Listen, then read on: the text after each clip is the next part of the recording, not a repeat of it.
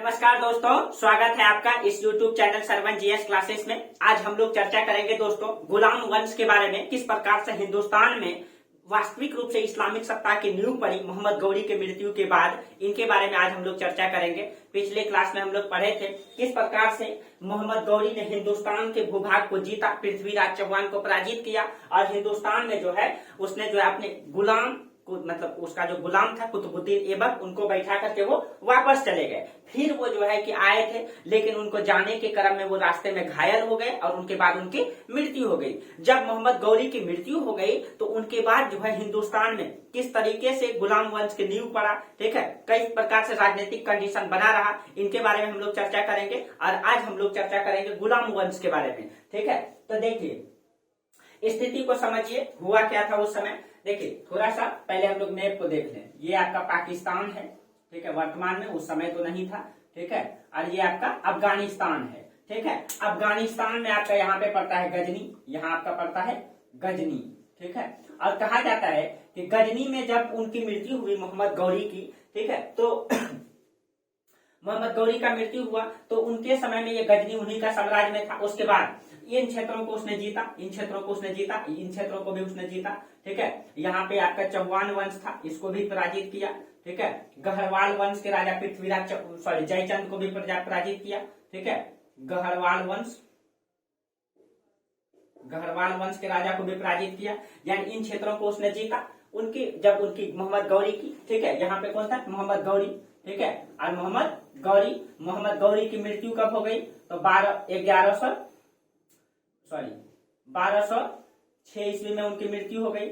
जब उनकी मृत्यु हो गई तो कहा जाता है कि मोहम्मद गौरी का एक भी संतान नहीं था दोस्तों। वो बहुत सारे गुलाम को खरीदे थे, बहुत सारे योग्य सब गुलाम को खरीद करके रखे थे, ठीक है। और वो अपने गुलाम को ही अपना संतान का दर्जा देते थे, अपने संतान से भी बेहद प्यार करते थे वो अपने गुलामों से। मोहम्मद गौरी कहा करते थे कि लोगों के पास एक संतान, दो संतान, तीन या चार पांच संतानें होंगे दोस्तों, लेकिन वो कहते थे कि मेरे पास मेरे गुलाम ही मेरी संतान है, ठीक है। और उनके पास हजारों गुलाम हुआ करते थे जो बेहद ही योग्य थे। ये ऐसे गुलाम थे दोस्तों जो मोहम्मद गौरी के लिए अपने जान तक न्यौछावर देने के लिए हमेशा तैयार रहते थे। और उसमें से उनकी मृत्यु के बाद कहा जाता है कि 3-4 गुलाम ऐसे थे जो बेहद ही योग्य थे और सबसे ज्यादा प्यार उनको वो करते थे, ठीक है। तो मोहम्मद गौरी की जब मृत्यु हुई तो उनका 3 गुलाम जो बेहद ही योग्य, ठीक है, सबसे ज्यादा चाहते थे इन तीनों को वो, ठीक है। उसमें से एक था आपका यल्दूज, ठीक है, यल्दूज। एक था उनका कुबाचा और एक था कुतुबुद्दीन ऐबक, ठीक है। तो कहा जाता है कि मोहम्मद गौरी ने जो है जब इतने बड़े भूभाग को जीता था तो उसने क्या किया था, इतने बड़े भूभाग को जीत करके जब वो वापस जा रहा था तो यहाँ पे दिल्ली यानी कि दिल्ली का भूभाग को जीता, ठीक है। हिंदुस्तान के जितने भूभाग को जीता था तो यहाँ पे ऐबक को नियुक्त कर दिया था, यहाँ पे आपका ऐबक को, ठीक है।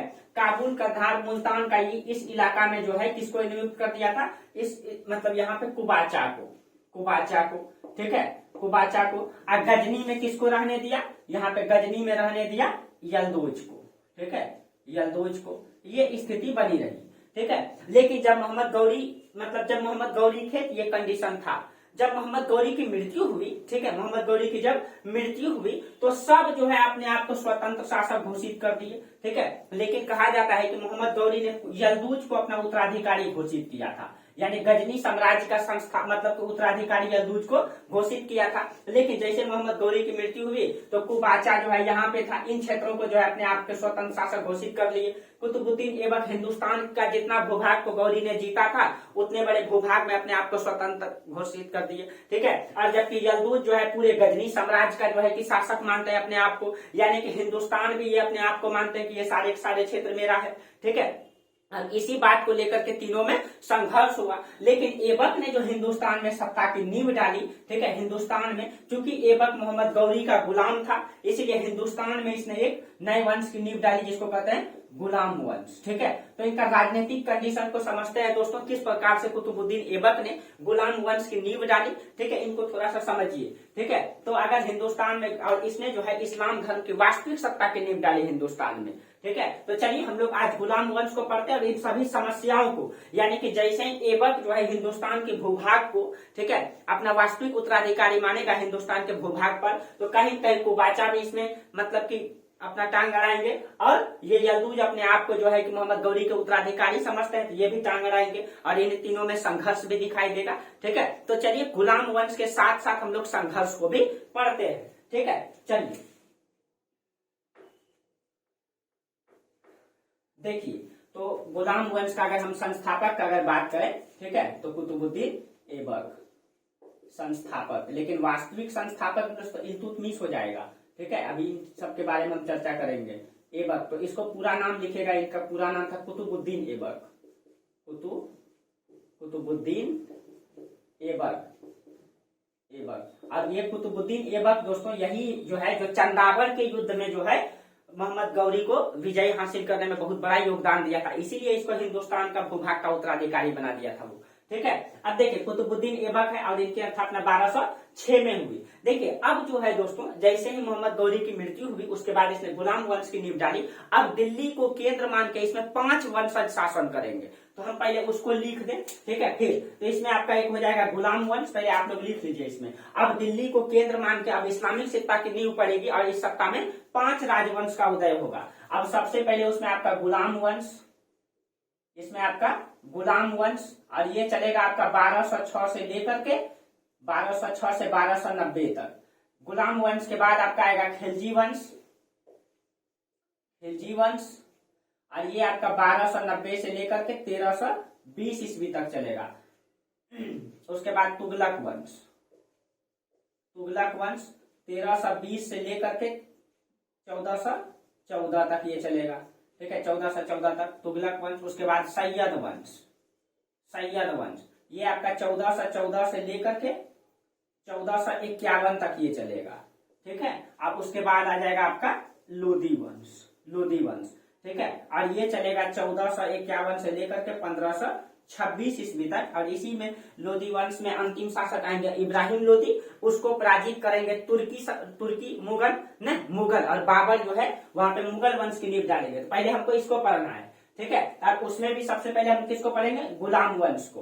तो गुलाम वंश में कितने शासक ने शासन किया, अब इसको देख लीजिए आप लोग, इसको आप लोग नोट डाउन कर लीजिएगा। ठीक है, देखिए, तो अब देखिए गुलाम वंश में कितने शासक ने शासन किया, इसको भी देख लीजिए आप लोग। ठीक है, तो गुलाम वंश में जो सबसे पहला शासक हुए तो कुतुबुद्दीन ऐबक हुए।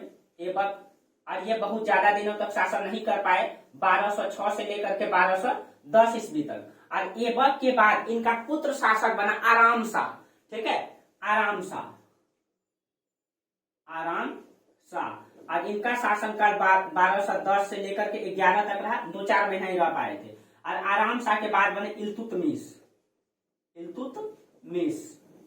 ठीक है, और इल्तुतमिश का शासनकाल 1211 से लेकर 1236 ईस्वी तक इसने शासन किया। और इल्तुतमिश की मृत्यु के बाद उनका पुत्र रुकनुद्दीन फिरोज शाह शासक बने। ठीक है, रुकनुद्दीन फिरोज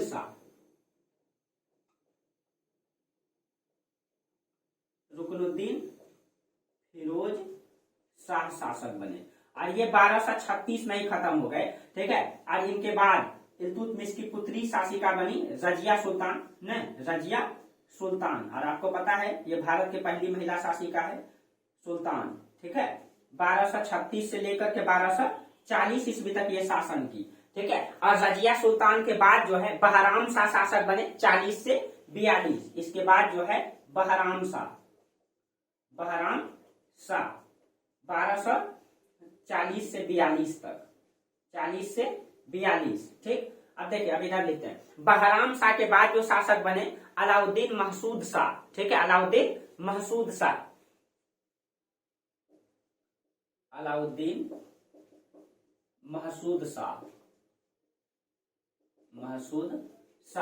ठीक है, और अलाउद्दीन महसूद शाह के बाद नासिरुद्दीन मसूद शाह। ठीक है, नासिरुद्दीन, यहाँ पे महसूद नहीं मसूद शाह। ठीक है, और इसके बाद नासिरुद्दीन मसूद शाह।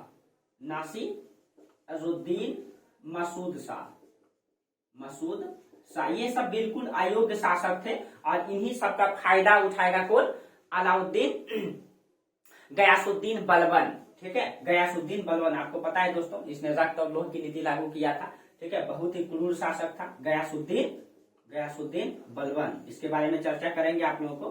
ठीक है, गयासुद्दीन बलबन, इसने जो है रक्त और लोह की नीति को लागू किया था, गयासुद्दीन बलबन। ठीक है, अब देखिए उसके बाद केकूबाद और उसके बाद क्यूमर्स, केकूबाद, उसके बाद क्यूमर्स। ठीक है, अब इसका शासनकाल को भी आप लोग लिख लीजिए। अलाउद्दीन महसूद शाह का जो शासनकाल है, अलाउद्दीन महसूद शाह, ये है 1242 से 46 तक है।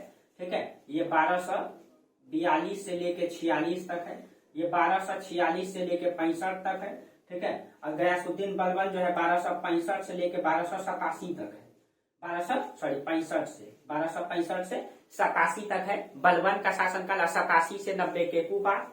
ठीक है, ये 1287 से लेकर के 90 तक है केकूबाद, और इनका भी 90 में ही कार्यकाल रहा है। और इसके बाद जो है आपका आ जाएगा कौन सा वंश, तो खिलजी वंश के बाद, गुलाम वंश के बाद खिलजी वंश। ठीक है, तो यहीं पे हम लोग देखेंगे। ठीक है, खिलजी वंश की तो हम लोग इतना शासक को किस में पढ़ेंगे, गुलाम वंश में पढ़ेंगे।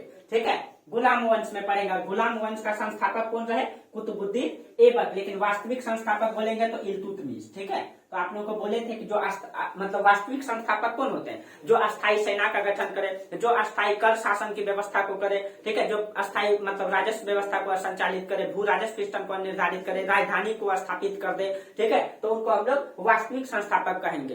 कुतुबुद्दीन ऐबक जो है दोस्तों वास्तविक संस्थापक नहीं था, न तो इसने सही तरीके से सेना को बना पाया, न प्रशासन को नियंत्रित कर पाया, और अपने जीवन में अधिक समय तक वो शासन भी नहीं कर पाया। बार बार उनके समय विद्रोह होता रहा। ठीक है, लूटे हुए धन से वो काम चलाते थे, इसीलिए कुतुबुद्दीन ऐबक को हम लोग वास्तविक संस्थापक नहीं कहेंगे। ठीक है, और वही काम कौन करेंगे, इल्तुतमिश।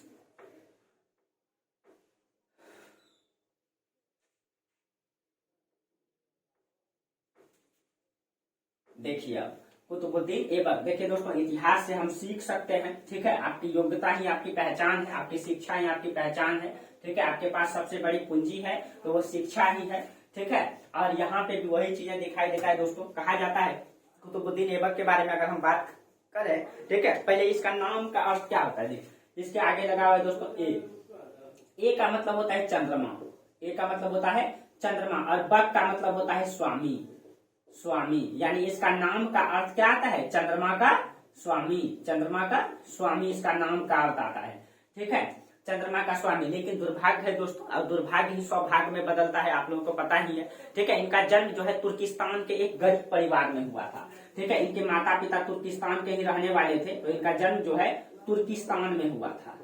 ठीक है, तुर्किस्तान के एक गरीब परिवार में हुआ था, और इतना गरीब था दोस्तों। ठीक है, कहा जाता है कि ये तुर्क थे, और वहां पे जो तुर्किस्तान में जो तुर्क होते थे वो बहुत ही सुंदर और मतलब खूबसूरत हुआ करते थे। लेकिन कहा जाता है दोस्तों कुतुबुद्दीन ऐबक उतने खूबसूरत नहीं थे। ठीक है, और एक गरीब परिवार में जन्म लिए थे। ठीक है, और गरीबी इतनी थी कि कहा जाता है कि इनके माता पिता ने, ठीक है, गरीबी के कारण से इनको बेच दिया था मार्केट में, निशापुर के बाजार में। तो इनकी माता पिता ने जो है निशापुर के बाजार में ले जाकर के इनको बेच देते हैं। ठीक है, निशापुर के बाजार में बेच देते हैं, और इनको जो खरीदा निशापुर के बाजार में वो मिर्जा अजीज कोका, मिर्जा अजीज कोका ने खरीदा था। और कहा जाता है कि मिर्जा अजीज कोका एक काजी थे, काजी का मतलब न्यायाधीश। ठीक है, और ये एक ऐसे काजी थे दोस्तों, कहा जाता है किसी को मस्तक को देख करके ये पहचान सकते थे कि ये व्यक्ति आगे क्या बनेगा। ठीक है, तो जब ये मतलब मिर्जा अजीज कोका जब इनको खरीदने आया था तो इनके नतमस्तक को देख करके ये पहचान गए थे कि ये व्यक्ति आगे जाकर के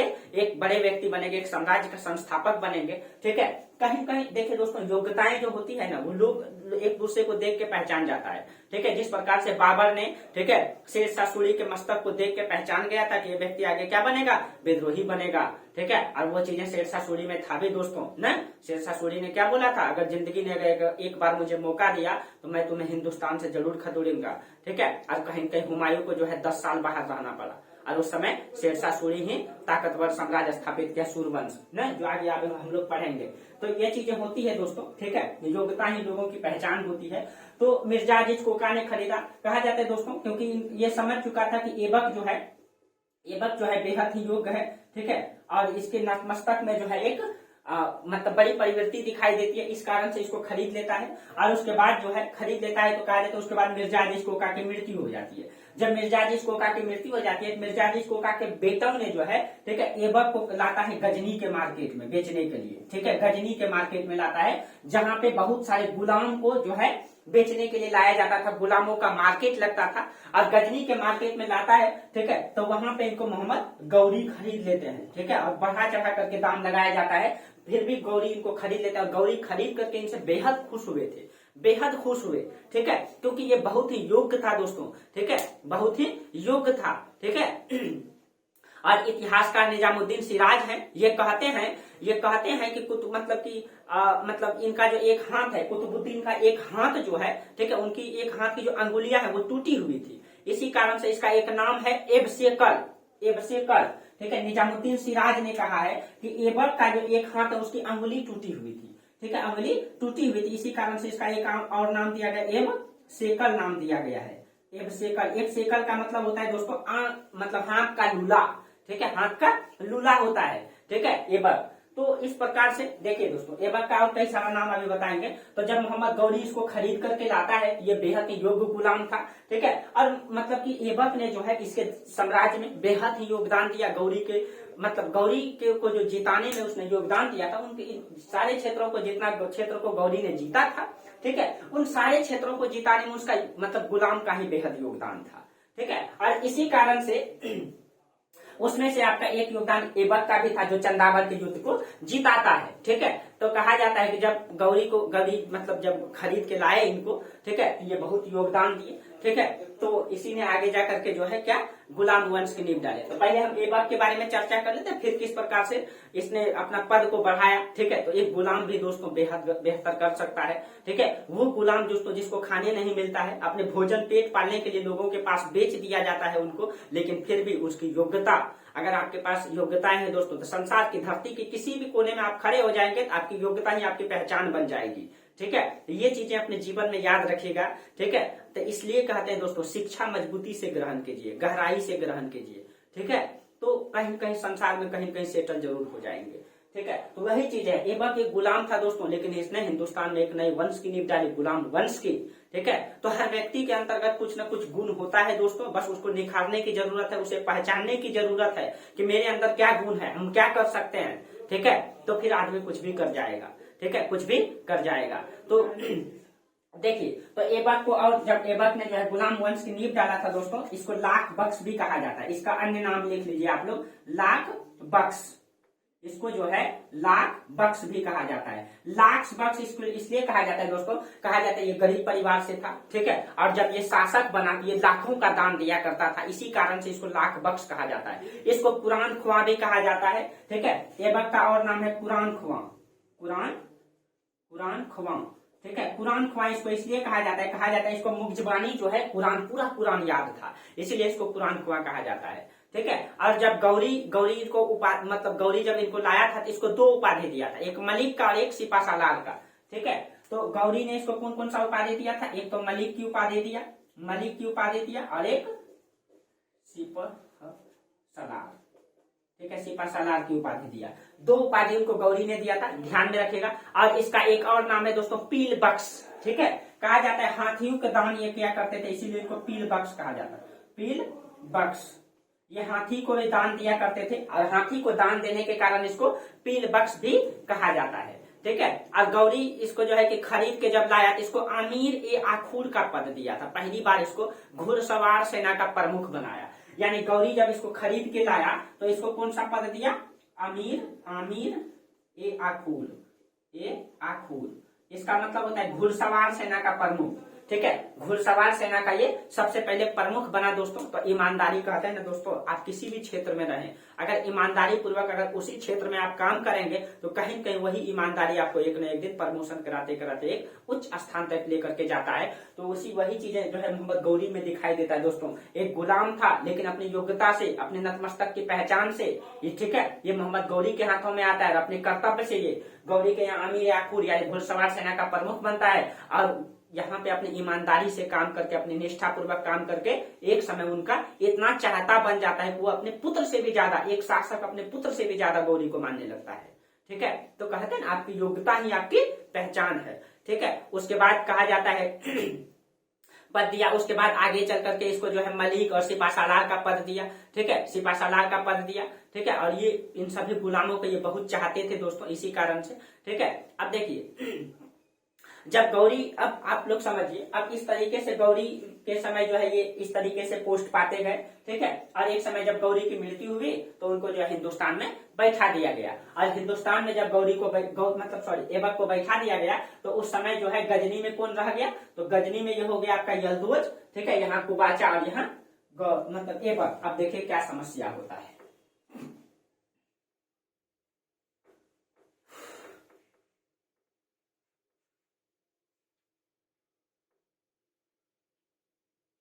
अब देखिए, अब यहाँ पे आपका कौन हो जाएगा, यहाँ पे यल्दोज हो जाएगा, ठीक है, यल्दोज। अब देखिए, जैसे ही कुतुबुद्दीन ऐबक ने हिंदुस्तान के जितने बड़े भूभाग पे इसने जो स्वतंत्रता की घोषणा किया, इनके पास सबसे पहले दो समस्याएं उत्पन्न हुई। दो समस्या में एक तो आपका आंतरिक समस्या, एक तो आपका आंतरिक समस्या और एक आपका बाह्य समस्या। बाह्य समस्या में क्या है, ठीक है, एक आपका बाह्य समस्या और आंतरिक। आंतरिक समस्या में आपको पता है कि दो समस्या रह गया है, एक यल्दोज का समस्या, ठीक है, एक यल्दोज का समस्या और एक कुबाचा का समस्या। बाह्य समस्या में ये है कि जितने भी, ये देखिए, मोहम्मद गौरी ने दोस्तों इन सारे क्षेत्रों को, ठीक है, इन सारे क्षेत्रों को अपने बलबूते पर, अपने सैनिक के बलबूते पर युद्ध करके जीता था, ठीक है। तो जब ऐबक को बैठा करके गया तो कहीं कहीं गहरवाल वंश के शासक को, चौहान वंश के शासक को पराजित किया था। तो ये राजपूत शासक जो है उनके खिलाफ हमेशा विद्रोह करते रहे अपनी भूमि को पाने के लिए, क्योंकि युद्ध करके इसने खोया था, युद्ध करके भी पाना चाहता था। इसीलिए ऐबक के समय ये एक बाह्य समस्या के रूप में था ये सब, और आंतरिक समस्या के रूप में यल्दोज और कुबाचा था, ठीक है। अब इनकी समस्या को वो कैसे निपटता, ठीक है, कैसे निपटता, तो देखिए, जब कहा जाता है कि ऐबक ने यहाँ पे स्वतंत्र सत्ता की घोषणा किया तो उनको यल्दोज बोला, यल्दोज जो है उसको आक्रमण करने का धमकी देता है, आक्रमण करने का धमकी देता है। लेकिन दुर्भाग्य से उसी समय क्या हो गया, इसी समय यहाँ से इस क्षेत्र, तुर्की के क्षेत्रों से जो है यहाँ पे ख्वारिज्म शाह का आक्रमण हो गया, ठीक है। इसके गजनी में किसका आक्रमण हो गया, ख्वारिज्म शाह, ख्वारिज्म शाह, ठीक है, ख्वारिज्म शाह का आक्रमण हो गया गजनी में उसी समय। तो यहाँ गजनी में उस समय यल्दोज है, तो ये यल्दोज भाग करके पंजाब के क्षेत्रों में आ गया, ठीक है, पंजाब के क्षेत्रों में आ गया, ठीक है। और अपनी सेना लेकर के आया मोहम्मद गौरी को पराजित करने के लिए। जब सेना लेकर के आया मोहम्मद गौरी को पराजित करने के लिए, ठीक है, क्योंकि इधर ख्वारिज्म शाह का आक्रमण हो गया था। अब यहाँ पे कहा जाता है पंजाब में आया। उस समय ऐबक जो है दोस्तों, ऐबक क्या किया था, ऐबक लाहौर को राजधानी बनाया था। ऐबक लाहौर को राजधानी इसीलिए बनाया क्योंकि याद रखिएगा, ऐबक ने लाहौर को राजधानी बनाया, दिल्ली को नहीं।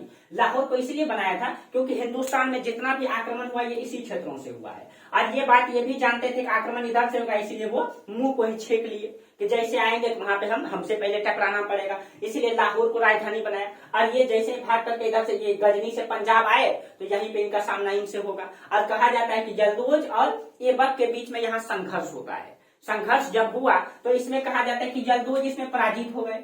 जब यल्दोज इसमें पराजित हो गए, ठीक है, तो अब गजनी भी खाली हो गया और ख्वारिज्म शाह तब तक लूट करके वो वापस चले गए, ठीक है। तो ऐबक को कहा जाता है कि यहाँ गजनी के लोगों ने आमंत्रित किया कि आप यहीं आके रहिए, ठीक है। तो कहा जाता है कि यहाँ के लोगों के कहने पर ऐबक जो है यहाँ आ जाते हैं। लेकिन ऐबक जो हिंदुस्तान को अब चाहने लगा था, क्योंकि ऐबक 1194 से ही हिंदुस्तान में रह रहा था, 94 से, इसीलिए उसको हिंदुस्तान की धरती बहुत पसंद आया था। लेकिन जब यहाँ की गजनी भी खाली हो गया तो ऐबक जो है गजनी आ गए। जब गजनी आए यहाँ 40 दिन तक वो रहे भी, लेकिन कहा जाता है कि यहाँ की जनता को वो संतुष्ट नहीं कर पाए। जब नहीं कर पाए तो फिर 40 दिन के बाद वो भाग करके कहाँ आ गए, वो 40 दिन के बाद भाग करके फिर हिंदुस्तान आ गए। जब हिंदुस्तान आ गए, ठीक है, लेकिन जब आ गए हिंदुस्तान, अब देखिए यल्दोज की समस्या और कुबाचा की समस्या, अब वो अपने आप को तो इस क्षेत्रों की भूमि का शासक मान लिए, फिर से वापस आए। लेकिन अब कुबाचा की भी समस्या रह गए और यल्दोज को पराजित तो किया था लेकिन ये भाग गया था।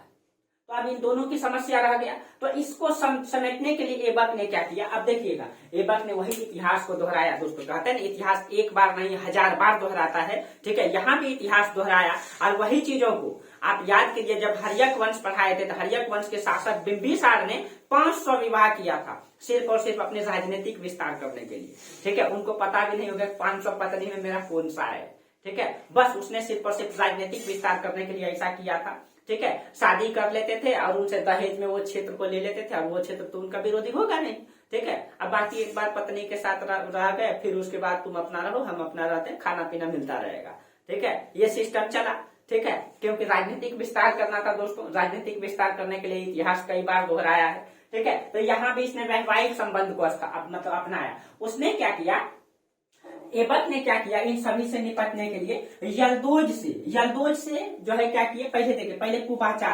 कुबाचा से जो है, एक सेकंड दोस्तों,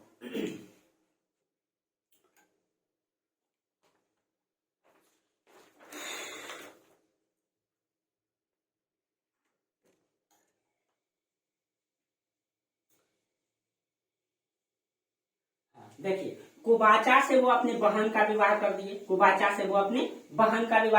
यानी कुबाचा से अपनी बहन का विवाह करके इनका समस्या को निपट लिए, ठीक है, निपट लिए। अब ये विद्रोह नहीं करेगा, ठीक है, क्योंकि ये भी इस क्षेत्र में आक्रमण करता था, अपने बहन का विवाह कर दिए। और एक बेहद ही योग्य गुलाम हुआ करता था इल्तुतमिश, इसके बारे में आगे चर्चा करेंगे दोस्तों, ठीक है। इल्तुतमिश को ऐबक ने ही खरीदा था, यानी कुतुबुद्दीन ऐबक खुद गुलाम है और वो खुद गुलाम को खरीदे। और इल्तुतमिश बहुत ही सुंदर, बहुत ही खूबसूरत और बहुत ही योग्य था, इसीलिए इसको गुलाम ने खरीदा, इसीलिए इसको गुलामों का गुलाम कहा जाता है। और इल्तुतमिश बहुत ही योग्य थे, इसीलिए इनका विवाह जो है, इनसे जो है अपना पुत्री का विवाह कर दिए, यानी इल्तुतमिश को अपना दामाद बना लिए। और उसको यहाँ पे जो उत्तर प्रदेश में बदायूं पड़ता है, बदायूं का सूबेदार बना दिए उनको, यहाँ का क्या बना दिए, इल्तुतमिश को सूबेदार बना दिए, इल्तुतमिश को, ठीक है, इल्तुतमिश को यहाँ का सूबेदार बना दिए, बदायूं का सूबेदार, ठीक है। और उसने खुद ऐबक अपना खुद जो है, ठीक है, यल्दोज की पुत्री से जो है ऐबक खुद विवाह कर लिए, और इस प्रकार से उसने बाह्य समस्या से निपट लिए, ठीक है, बाह्य समस्या से वो क्या कर लिए, निपट लिए, ठीक है। और इसी के समय आया था आपका दोस्तों, याद कीजिए, बख्तियार खिलजी, ठीक है, इसी में एक व्यक्ति और था बख्तियार खिलजी इसी समय आया, ठीक है, इसी के साथ आया। और वो कहा जाता है कि उनका दिमाग में क्या कीड़ा भरा पड़ा हुआ था, उसकी कहानी को हम मतलब अलग से पढ़ाएंगे ही, ठीक है। वो जब आया तो उनको जो है कि इस क्षेत्रों का मतलब बदायूं के पास बिहार के क्षेत्रों को उसको भेजा गया था कि आप जाओ और वहां रहो, ठीक है। तो उसने क्या किया दोस्तों, बिहार में नालंदा विश्वविद्यालय को, ठीक है, विक्रमशिला विश्वविद्यालय को, सोमपुर विहार को, सारे के सारे बिहार को नष्ट कर दिया उसने। नालंदा विश्वविद्यालय में आग लगा दिया, कहा जाता है 6 महीना तक आग लगा हुआ रहा, ठीक है। और मतलब कि 6 महीना तक नालंदा विश्वविद्यालय का आग बुझा ही नहीं, ठीक है, और खत्म हो गया नालंदा विश्वविद्यालय। इसी के समय आया था बख्तियार खिलजी, ठीक है। 1204 ईस्वी में कहा जाता है बख्तियार खिलजी ने जो है नालंदा विश्वविद्यालय में आग लगाया था, ठीक है। और उसका कारण कई सारे इतिहासकार अलग अलग बात करते हैं। मैंने आप लोगों को नालंदा विश्वविद्यालय के बारे में अलग से पढ़ाया है, आप लोग उस टॉपिक को जब सर्च मार के देख लेंगे, प्लेलिस्ट में है वीडियो, ठीक है। तो उसमें हम सारा कहानी बताए किस प्रकार से उनका तबीयत खराब हो गया था, ठीक है। तो उनका जो राहुल श्रीमंत साहब इलाज करने के लिए भी बुलाते हैं, वो इलाज भी कर देते हैं, लेकिन फिर भी उनको ईर्ष्या था, ठीक है। उनको लगता था कि अरब पद्धति ही सही है और यहाँ की चिकित्सा व्यवस्था जो है हमसे कमजोर है, ठीक है। और इन सब ईर्ष्या के कारण से उसने ऐसा किया था दोस्तों। और पूरे बिहार के पूरे इन सारे क्षेत्रों को उसी ने जीता था। लास्ट में उसकी मृत्यु यहाँ के जो मतलब के जनजाति से जब उसका भिड़ंत हुआ था तो वहां पे उनकी मृत्यु हुई थी, ठीक है। लुढ़क सुढ़क करके वो किसी तरीके से बच गए थे, लेकिन बाद में उनकी मृत्यु हो गई थी। उसके बारे में हम पढ़ा चुके हैं उधर। इसी समय आया था बख्तियार खिलजी, याद रखिएगा, ठीक है। चलिए अब देखिए, इस तरीके से कुतुबुद्दीन ऐबक ने जो है अपनी समस्याओं का, बाह्य समस्या का क्या कर लिए, निपटारा कर लिए, ठीक है, निपटारा कर लिए, ठीक है। अब देखिए लेकिन कुतुबुद्दीन ऐबक ने वास्तविक सत्ता के नींव नहीं डाल पाए दोस्तों। कहा जाता है ये आंतरिक समस्या को निपटते निपटते उनका समय बीत गया, ठीक है। और यहाँ पे कहा जाता है उस समय चौहान वंश, गढ़वाल वंश के राजपूत उसके समय हमेशा विद्रोह करते रहे, और इसके कारण से वो मात्र 4 वर्ष तक कुतुबुद्दीन ऐबक शासन कर पाए। 1206 से लेकर के 1210 ईस्वी तक वो शासन कर पाए। और इस 4 वर्षों में वो आंतरिक समस्या को निपटने में लगा दिए और बाह्य समस्या को निपटने में। बार बार उनके समय विद्रोह होता था तो उनकी सेना युद्ध को दबाने के लिए जाती थी, और लूटे हुए धन से इसका काम चलता था। ये अस्थायी सेना का गठन नहीं कर पाते थे, लूटे हुए धन से ये काम चलाते थे। इसीलिए वास्तविक सत्ता की नींव इसने नहीं डाला, ठीक है, नहीं डाला। लेकिन जो है इसने जो है दोस्तों एक वास्तविक सत्ता की नींव तो नहीं डाला, लेकिन इस्लामिक सत्ता की नींव हिंदुस्तान में जरूर डाल दिया, ठीक है, जरूर डाल दिया। अब देखिए, अब इस तरीके से वैवाहिक संबंध को स्थापित करके उसने बाह्य समस्या से तो निपट लिया, ठीक है। अब उनके पास आंतरिक समस्या से भी निपट लिया, ठीक है। आंतरिक समस्या, बाह्य समस्या को तो वो दबाते उनकी, कहा जाता है कि 1210 ईस्वी में चौगान खेलते हुए या पोलो खेलते हुए कहा जाता है घोड़ा से गिर करके उनकी मृत्यु हो जाती है, ठीक है, घोड़ा से गिर करके उनकी मृत्यु हो जाती है और उनके मृत्यु के बाद उसका मतलब कि दामाद शासक बनते हैं इल्तुतमिश। ठीक है, दामाद शासक बनते हैं इल्तुतमिश। देखिए दोस्तों, अगर हम बात करें, थोड़ा सा हम चर्चा करें कि हिंदुस्तान में इन चौहान वंश के शासक, गहरवाल वंश के शासक, ठीक है, इन सभी के सभी ने जो है कुतुबुद्दीन ऐबक को भी पराजित नहीं कर पाया। ठीक है, तो पराजित नहीं कर पाया, इसका क्या कारण था?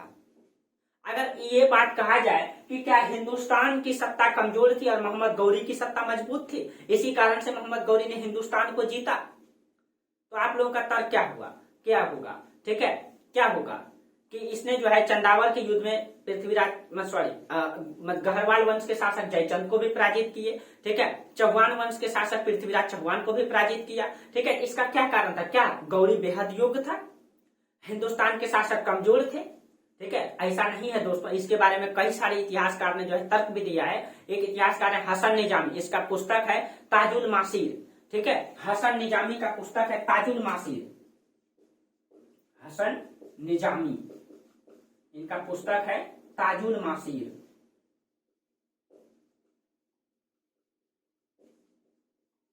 ठीक है, ताजुल मासीर। ठीक है, और इसी ने 1208 ईस्वी में गौरी को जो है, ठीक है, उत्तराधिकारी यानी कि दास्ता से मुक्त किया था।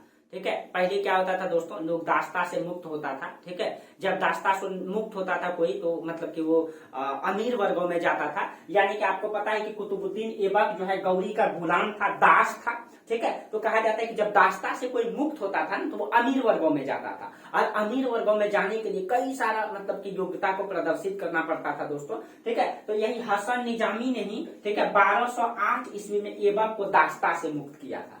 ठीक है, ऐबक को दास्ता से मुक्त किया था। और हसन निजामी और मिन्हाजुद्दीन सिराज, ठीक है, ये कहते हैं दोस्तों गौरी ने आसानी से हिंदुस्तान को जीत लिया था। ठीक है, ये कहीं भी गौरी का योग्यता की बात नहीं करते, ये कहते हैं कि गौरी ने हिंदुस्तान को आसानी से जीत लिया, लेकिन गौरी की योग्यता की बात ये कहीं नहीं कहते हैं। तो फिर कैसे जीता दोस्तों? ठीक है, कैसे जीता? तो और कई सारे इतिहासकार ने इसके बारे में कहा है। ठीक है, इसके बारे में कहा है, एक इतिहासकार है फख्र ए मुदब्बिर, इनकी पुस्तक है, ठीक है, आदाब उल हर्ब। फख्र ए मुदब्बिर के मतलब किताब है, आप लोग लिख लीजिएगा, फख्र ए मुदब्बिर, ठीक है, फख्र ए मुदब्बिर। फख्र ए मुदब्बिर का जो पुस्तक है आदाब उल हर्ब, ठीक है, इनकी पुस्तक है आदाब उल हर्ब। ठीक है, आदाब उल हर्ब। ठीक है, और इसमें जो है इसने कहा है, इसने तुर्कों की विजय का कारण उनकी गतिशीलता, उसकी सैन्य योग्यता, घोड़ों में रकाब का उपयोग, ठंडी जलवायु का होना, मांस का भोजन करना बताया है दोस्तों। ठीक है, यानी कि इसने जो है तुर्कों की योग्यता को आधार बना करके बताया है कि इसलिए उसने जीता। मिन्हाजुद्दीन सिराज का पुस्तक है, ठीक है, मुतकब उल तबारिक, मिन्हाजुद्दीन सिराज की पुस्तक है, आप लोग लिख लीजिएगा। ठीक है, मिन्हाजुद्दीन सिराज, इनकी पुस्तक का नाम है मुतकब उल तबारिक,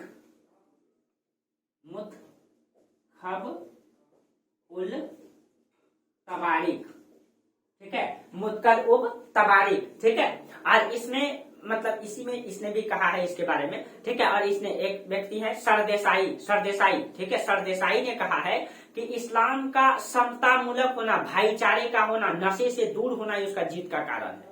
ठीक है, वास्तविकता ये नहीं है दोस्तों कि योग्यताएं सिर्फ गौरी में था, योग्यताएं इस चौहान में भी था दोस्तों, योग्यताएं राजपूतों में भी था, लेकिन दोनों में योग्यताएं थी, योग्यता में कोई कमी नहीं है। ठीक है, योग्यता में कोई कहीं, क्योंकि हसन निजामी ने तुर्कों को कहीं भी योग्य नहीं बताया है कि चौहान से वो बेहतर योग्य थे, ये कहीं भी नहीं है। चौहान भी योग्य थे दोस्तों और वो बेहतर योग्य थे। ठीक है, गौरी से भी बेहतर योग्य थे, गौरी भी बेहतर योग्य थे, दोनों योग्य थे। लेकिन अगर हारने का कारण चौहान का हुआ तो इसके विघटनता दोस्तों, इसका आपसी संघर्ष, ठीक है, ये आपस में दुश्मनी मोल लेकर के बैठे थे। ठीक है, और उसमें भी तो आग में घी डालने का काम किया पृथ्वीराज चौहान ने। जब जयचंद से अंतिम में उनकी पुत्री को उठा लिया, वो आग में घी डालने का काम किया। ठीक है, तो योग्यताएं दोनों में थी, बशर्ते जो है भारतीयों में मतलब विखंडता था, जबकि इस्लामों में क्या था, उसमें समता मूलक था, भाईचारे था, नशे से दूर रहना, ठीक है, मांस का प्रयोग करना, उसकी सेना का बेहतर मतलब स्पीड, इन सभी कारण से वो जीत पाए। स्पीड इसमें भी था,